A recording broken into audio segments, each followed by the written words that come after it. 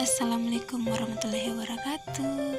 Perkenalkan, nama saya Rosdianti, mahasiswa Universitas Muhammadiyah Makassar, jurusan Pendidikan Guru Sekolah Dasar, kelas 7C.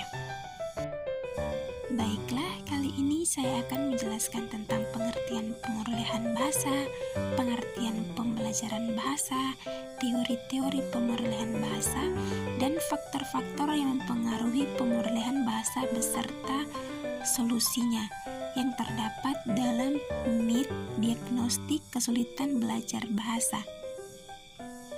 Baik, kita masuk pada pembahasannya. Pengertian perolehan bahasa.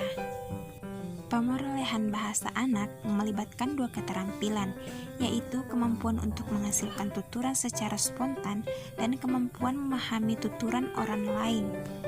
Menurut pendapat Kiparsky dalam taringan pada tahun 1998 mengatakan bahwa perolehan bahasa adalah suatu proses yang digunakan oleh anak-anak untuk menyesuaikan serangkaian hipotesis dengan ucapan orang tua sampai dapat memilih kaidah tata bahasa yang paling baik dan paling sederhana dari bahasa yang bersangkutan. Pengertian pembelajaran bahasa. Menurut Tegen pada tahun 1989, pembelajaran merupakan upaya membelajarkan siswa. Kegiatan pengupayaan ini akan mengakibatkan siswa dapat mempelajari sesuatu dengan cara efektif dan efisien. Upaya-upaya yang dilakukan dapat berupa analisis tujuan dan karakteristik studi dan siswa, analisis sumber belajar, menetapkan strategi pengorganisasian, isi pembelajaran, menetapkan strategi penyampaian pembelajaran, menetapkan strategi pengelolaan pembelajaran, dan menetapkan prosedur pengukuran hasil pembelajaran. Teori-teori perolehan bahasa. A. Teori behaviorisme. Teori behaviorisme menyoroti perilaku kebahasaan yang dapat diamati langsung dan hubungan antara rangsangan atau stimulus dan reaksi atau respon. Perilaku bahasa yang efektif adalah membuat reaksi yang tepat terhadap rangsangan. B. Teori nativisme Chomsky. Teori ini merupakan penganut nativisme. Menurutnya, bahasa hanya dapat dikuasai oleh manusia. Binatang tidak mungkin dapat menguasai bahasa manusia. Pendapat Chomsky didasarkan pada beberapa asumsi. C. Teori kognitivisme. Munculnya teori ini dipelopori oleh Jean Piaget pada tahun 1954 yang mengatakan bahwa bahasa itu salah satu di antara beberapa kemampuan yang berasal dari kematangan kognitif. Jadi, urutan-urutan perkembangan kognitif menentukan urutan perkembangan bahasa. D. Teori interaksionisme. Teori interaksionisme beranggapan bahwa perolehan bahasa merupakan hasil interaksi antara kemampuan mental, pembelajaran, dan lingkungan bahasa. Hal ini dibuktikan oleh berbagai penemuan seperti yang telah dilakukan oleh Howard Gardner.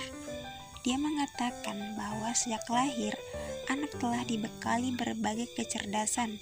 Salah satu kecerdasan yang dimaksud adalah kecerdasan berbahasa. Faktor-faktor yang mempengaruhi perolehan bahasa beserta solusinya.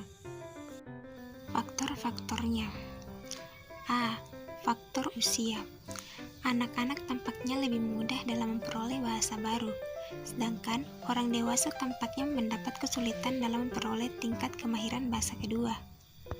Anggapan ini telah mengarahkan adanya hipotesis mengenai usia kritis atau periode kritis untuk belajar bahasa kedua. B. Faktor bahasa pertama. Menurut Ellis, pada tahun 1986 menyebutkan bahwa para pakar pembelajaran bahasa kedua pada umumnya percaya bahwa bahasa pertama mempunyai pengaruh terhadap proses penguasaan bahasa kedua pembelajar. Sedangkan bahasa pertama ini telah lama dianggap menjadi pengganggu di dalam proses pembelajaran bahasa kedua. C. Faktor lingkungan.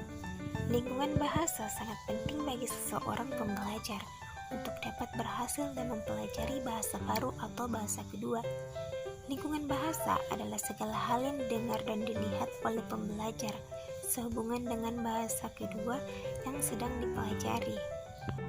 Solusinya, interaksi intensif antara anak dan ibu memberikan dominasi terhadap perkembangan bahasa seorang anak.